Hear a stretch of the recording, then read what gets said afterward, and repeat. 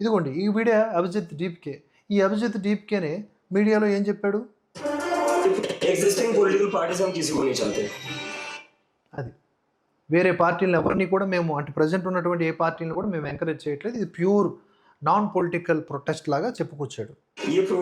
ये जो मूवमेंट है, ये मूवमेंट क्यों इतना जोर पकड़ रहा है? क्योंकि ये आम युवाओं की आवाज है.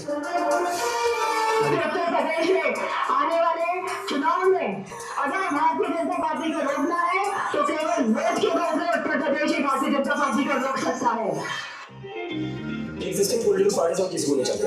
आम आदमी पार्टी हमारी टीम और दिल्ली के नागरिक और जनप्रतिनिधि होने के नाते हम सीजेपी का समर्थन करते हैं. एग्जिस्टिंग पॉलिटिकल पार्टीज हम किसी को नहीं चाहते. तेरी बात सारी अगर मैं कह रहा हूँ यहाँ खड़े होकर एडवोकेट चंद्रशेखर आजाद कि यहाँ सिर्फ संसद तक आदमी आदमी होगा तो आदमी आदमी होगा. मेरी बात का अभ्यास. एग्जिस्टिंग पॉलिटिकल पार्टीज हम किसी को नहीं चाहते. ఇప్పుడు విద్యార్థుల సమస్యలకి ఇక్కడ వచ్చిన వ్యక్తులకు వాళ్ళు చేస్తున్నటువంటి వ్యాఖ్యలకి ఏమన్నా సంబంధం ఉందా? వీళ్ళని ఎందుకు మనం సపోర్ట్ చేయాలి? వీళ్ళకు ఉన్నటువంటి వ్యక్తిగతమైనటువంటి ఎజెండాలకి మనం ఎందుకు సపోర్ట్ చేయాలి? సోనం వాంగ్చుక్ అక్కడ నిరాహార దీక్ష చేస్తూ ఉంటే ఎవరూ పట్టించుకోవట్లేదు, ఆయన చచ్చిపోవాలని కోరుకుంటున్నాడా? అది జరగదమ్మా, అలాంటివి ఏం జరగవు. ఎందుకంటే ఆల్రెడీ ఢిల్లీ హైకోర్టు ఒక ఉత్తర్వు జారీ చేసింది. ఆయనకి ప్రభుత్వమే అధికారికంగా ఒక వైద్యుడిని ఏర్పాటు చేసి పరీక్షలు జరుపుతూ ఉండాలని, అతడి ఆరోగ్యాన్ని కాపాడాలని చెప్పేసి ఆదేశాలు జారీ చేసింది. ఇప్పుడు సోనం వాంగ్చుక్ తిని ఎన్నాళ్ళు మనగలిగాడా, తినకుండానే ఉండగలిగాడా?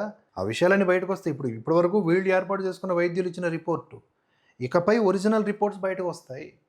ఇన్నాళ్ళు ఏం తిన్నాడో కూడా కక్కించేస్తారులే. సో ఇదంతా మనం గమనించాలి. ఈ అభిజిత్ దీప్కి వీడు ఏం మాట్లాడతాడో వీడికి అర్థం కాదు.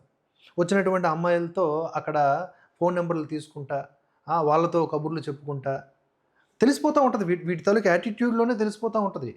ఇప్పుడు పెద్ద ఫూల్ అని చెప్పేసి వీడికి ఒక 22 మిలియన్ ఫాలోవర్స్ ఉన్నారని అదొకటి పూచిగా చూపించి వీడిని హైలైట్ చేద్దాం అనుకుంటే వీడు అవ్వట్లేదే. ఎంత లేపుదామన్నా వీడు హైలైట్ అవ్వట్లేదు. అది పరిస్థితి. అంటే నాలెడ్జ్ నిల్లు.